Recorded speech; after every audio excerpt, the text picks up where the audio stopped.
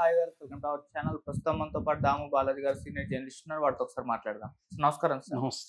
Sir, Jaganmohan Reddy గారిని చంపడానికి ప్రయత్నాలు జరుగుతున్నాయంటూ అంబటి రాంబాబు గారు ఆరోపించడం జరిగింది సార్. మరి ఏం జరిగింది? ఎందుకు ఈ ఆరోపణలు చేస్తారు? మరోవైపేమో జగన్మోహన్ రెడ్డి గారు పర్యటనల పేరుతో మీడియాతో మాట్లాడుతూ విద్వేషాలు రెచ్చగొడుతున్నారని చెప్పేసి లావు కృష్ణదేవరాయలు ఆయన టీడీపీ ఎంపీ అమిత్ షాకి లెటర్ రాయడం జరిగింది. సో ఏం జరుగుతుంది జగన్ గారి విషయంలో? మరి నిజంగా చంపడానికి ప్రయత్నాలు జరిగాయా? మరి నిజంగా విద్వేషాలు రెచ్చగొడుతున్నారా? మరి ఏం చెప్తారు సార్ దీనికి సంబంధించి? జగన్ భద్రతకు సంబంధించి ముందు నుంచి కూడా వైసీపీ శ్రేణులు ఆందోళన వ్యక్తం చేస్తున్నాయి. జగన్ హైకోర్టుకు కూడా ఈ విషయం మీద వెళ్ళాడు. ఫస్ట్‌లోనే ఆయనకు బుల్లెట్ ప్రూఫ్ కారు ఇవ్వలేదని చెప్పి, అట్లాగే జెడ్+ కేటగిరీని ప్రొవైడ్ చేయలేదని చెప్పి ఆయన కోర్టుకెళ్లారు. Court continue చేయమనింది. ఒక మాజీ ముఖ్యమంత్రికి భద్రత ప్రోటోకాల్ ప్రకారం ఇవ్వాలనేది కోర్టు కూడా ఆదేశించింది. దాంతో కోర్టులో కూడా వీళ్ళు ఒప్పుకున్నారు, సబ్మిట్ చేశారు. దాంతో ఆ వెహికల్ పాడైంది, కొత్తది కూడా ఇస్తామని చెప్పారు. సో అట్లాగే జామర్ మరీ సెన్సిటివ్ ఏరియాలకు వెళ్ళినప్పుడు జామర్ కూడా ప్రొవైడ్ చేస్తామని చెప్పారు. సో అయితే అప్పటి నుంచి కూడా జగన్ భద్రతని సరిగా ఏర్పాటు చేయలేదని, మొన్న మిర్చి యార్డ్ గుంటూరులో వెళ్ళినప్పుడు కూడా జగన్ అక్కడ భద్రత సరిగా లేదన్న విమర్శలు వచ్చాయి. ఇప్పుడు మొన్న ఆయన సత్యసాయి జిల్లా రాప్తాడు మండలంలో పాపిరెడ్డిపల్లి గ్రామంలో ఈ నెల 30వ తేదీన లింగమయ్య అనే ఒక వైసీపీ నాయకుడిని అక్కడ తెలుగుదేశం లీడర్లు చంపేశారు. సో వాళ్ళ ఫ్యామిలీని పరామర్శించడానికి మొన్న జగన్ వెళ్ళాడు. ఆ సందర్భంగా హెలికాప్టరు జగన్ అడిగిన చోట ల్యాండింగ్కి అనుమతించలేదు. దాంతో వేరే చోట అనుమతించారు. అక్కడ భద్రత ప్రొవైడ్ చేయలేదు. దానివల్ల పెద్ద ఎత్తున వైసీపీ శ్రేణులు రావడం, ఆ హెలికాప్టర్ దగ్గరకి వెళ్ళిపోవడం, ఆ తొక్కిసలాటలో డోరు ఇబ్బంది అయింది. దాంతో హెలికాప్టర్ని మేము మిమ్మల్ని తీసుకెళ్ళలేము, దీంట్లో అంత భద్రత లేదని వాళ్ళు నిరాకరించడంతో జగన్ రోడ్డు మార్గాన బెంగళూరు చేరుకొని అక్కడి నుంచి ఫ్లైట్లో వెళ్ళినట్టుగా తెలుస్తుంది. సో అంటే ఈ మొత్తంగా ఏంటంటే జగన్ భద్రత సరిగా లేదు అన్న విమర్శ తీవ్రంగా వచ్చాయి. ఇక్కడ 2 రకాల వివాదాలు చోటు చేసుకున్నాయి. ఒకటేమో పోలీసుల్ని జగన్ బట్టలోడు తీస్తానడం, దానికి సంబంధించి అక్కడ రామగిరి ఎస్ఐగా ఉన్న సుధాకర్ జగన్ని హెచ్చరిస్తూ మాట్లాడడం, ఇదొక వివాదం. అయితే రెండో వివాదం జగన్ భద్రతకు సంబంధించి జగన్ని చంపడానికి వీళ్ళు ప్లాన్ చేస్తున్నారు అని నిన్న వైసీపీ నాయకులు అనేక మంది ఆరోపించారు. ముఖ్యంగా గండికోట శ్రీకాంత్ రెడ్డి, అంబటి రాంబాబు వీళ్ళిద్దరూ గట్టిగా ఆరోపించారు. గండికోట శ్రీకాంత్ రెడ్డి జగన్ని లేపేయడానికి ప్రభుత్వం ఒక పక్కా ప్రణాళిక ప్రకారం వెళ్తుంది, భద్రతను తగ్గించేసి జగన్ జనంలోకి ఎక్కువ ఉన్నప్పుడు అక్కడ వైసీపీ వాళ్ళు ఎవరో తెలుగుదేశం వాళ్ళు ఎవరో తెలియదు, ఎవరైనా అటాక్ చేసే అవకాశం ఉంటుంది. అటువంటి ఒక సిచ్యువేషన్ క్రియేట్ చేయడానికి వీళ్ళు ప్రయత్నిస్తున్నారు. జగన్ని చంపేయాలని గతంలో కూడా వీళ్ళు మాట్లాడుకున్న ఆడియో కూడా లీక్ అయింది. ఆయన ఎవరు ఇప్పుడు స్పీకర్గా ఉన్న అయ్యన్న పాత్రుడు ఎవరో మాట్లాడుతున్న ఇది. సో ఈ నేపథ్యంలో జగన్కి భద్రత కల్పించాలని వీళ్ళిద్దరూ కూడా మాట్లాడుతున్నారు, అంబటి రాంబాబు వీళ్ళు. సో ఈ కాంటెక్స్ట్లో రెండవ అంశం ఏంటంటే సుధాకర్ అక్కడ ఉన్న ఎస్ఐ మాట్లాడడం. దాని తర్వాత పోలీస్ అధికారుల సంఘం అధ్యక్షుడు శ్రీనివాసరావు కానీ ప్రధాన కార్యదర్శి హుస్సేన్ కూడా ఖండించారు. అట్లాగే ఎస్పీ రత్న, సత్యసాయి జిల్లా ఎస్పీ రత్న ఐపీఎస్, ఆమె కూడా ఖండించారు. సో అయితే ఇక్కడ చర్చ జరుగుతుంది. గతంలో చేయలేదా? వైసీపీ వాళ్ళు ఏం చేస్తున్నారంటే, గతంలో చంద్రబాబు ఇలాగ బట్టలు ఊడదీస్తానన్న వీడియోని, అచ్చెన్నాయుడు చెప్పిన వీడియోని, లోకేష్ చెప్పిన వీడియోలను కూడా వాళ్ళు కూడా వైరల్ చేస్తున్నారు. సో ఇది ఏంటంటే, నేను నిన్న కూడా చెప్పాను, ప్రతి రాజకీయ నాయకుడి వాళ్ళ పోలీసుల్ని బెదిరించడం అనేది జరుగుతుంది, ప్రతిపక్ష రాజకీయ నాయకులు. దీనికి నేపథ్యం కూడా ఉంది. నేపథ్యం ఏంటంటే, పోలీసులు ముందు నుంచి కూడా అధికార పక్షం వైపే నిలబడతారు, అధికార పక్షానికి అనుకూలంగా వాళ్ళు పనిచేయడం అనేది జరుగుతుంది. సుప్రీంకోర్టే కొన్నిసార్లు పోలీసుల్ని లీగల్ గుండాలతో పోల్చింది. దీనికి కారణం ఏంటంటే, పోలీస్ వ్యవస్థ మీద రాజకీయ వ్యవస్థ ఆధిపత్యం అనేది క్లియర్గా కనబడుతుంది. ఎందుకంటే వాళ్ళకి ప్రమోషన్లు కావచ్చు, వాళ్ళని ట్రాన్స్ఫర్స్ కావచ్చు, వాళ్ళు కోరుకున్న ఏరియాల్లో పోస్టులు కావచ్చు, ఇవన్నీ కూడా రాజకీయ వ్యవస్థ కంట్రోల్లో ఉంటాయి. కాబట్టి పోలీసులు రాజకీయ నాయకులకి భయపడడం అనేది జరుగుతుంది, నెంబర్ 1.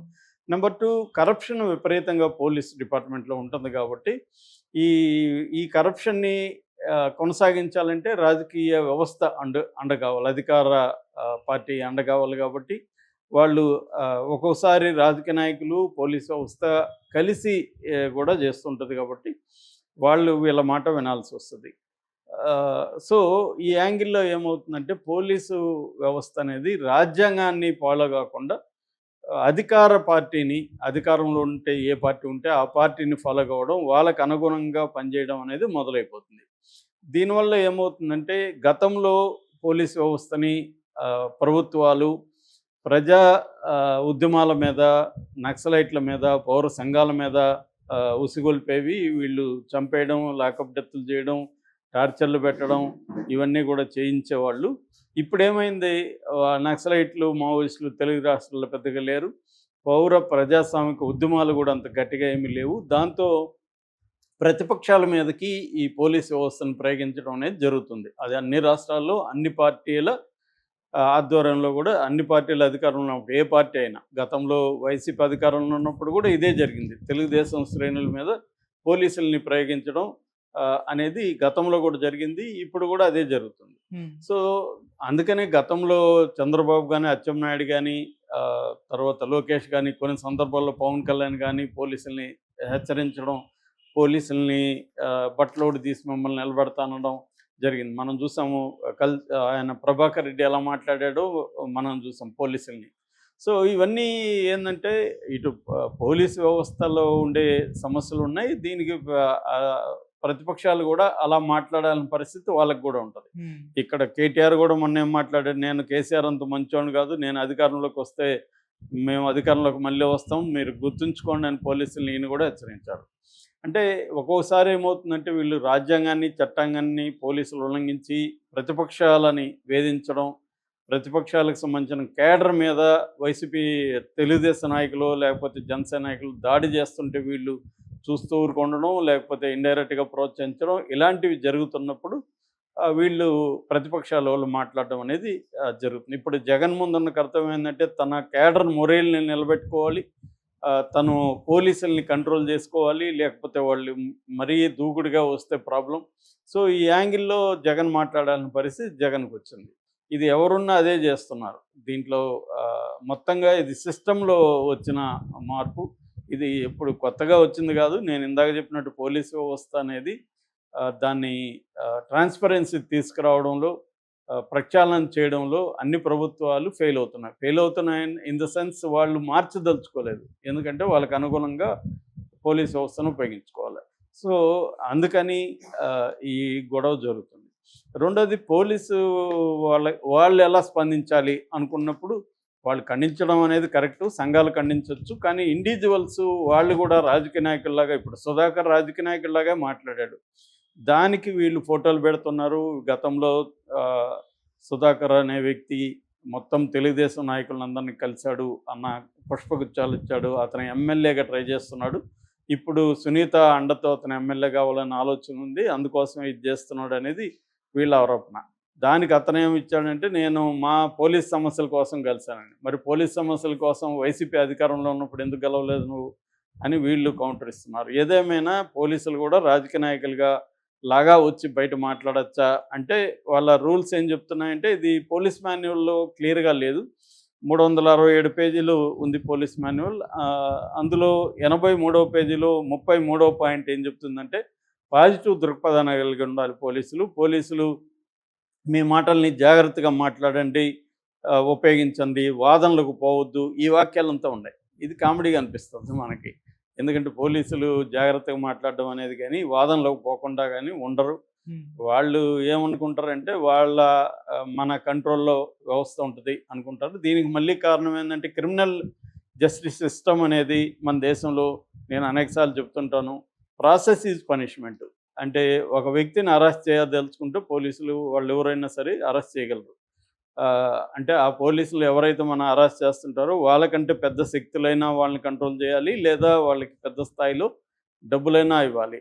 ఇవి లేనప్పుడు ఏమవుతుంది, వాళ్ళు వేధించాలనుకుంటే ఫాల్స్ కేసులు పెట్టగలరు, కోర్టులోకి తిప్పగలరు, కోర్టుల్లో త్వరగా కింది కోర్టులు వీళ్ళు ఏమి సెక్షన్లు పెట్టారో అవన్నీ చూసుకోకుండా రిమాండ్కి పంపించేస్తారు. జైళ్ళల్లో హారిబుల్ కండిషన్స్ ఉంటాయి, కోర్టుల్లో త్వరగా తేలవు. లాయర్ల దగ్గరికి పోతే లాయర్లు అధిక ఫీజులు వసూలు చేస్తారు. ఇది ఒక vicious circle criminal justice system అనేది. ఈ విసియస్ సర్కిల్లో ఇండివిజువల్ అనేవారు సిస్టంలో ఇరుక్కుంటారు. దానివల్ల కూడా ఈ పోలీస్ వ్యవస్థ అనేది ఇప్పటికి కూడా ఇండివిజువల్స్ మీద కంట్రోల్ చేస్తుంది.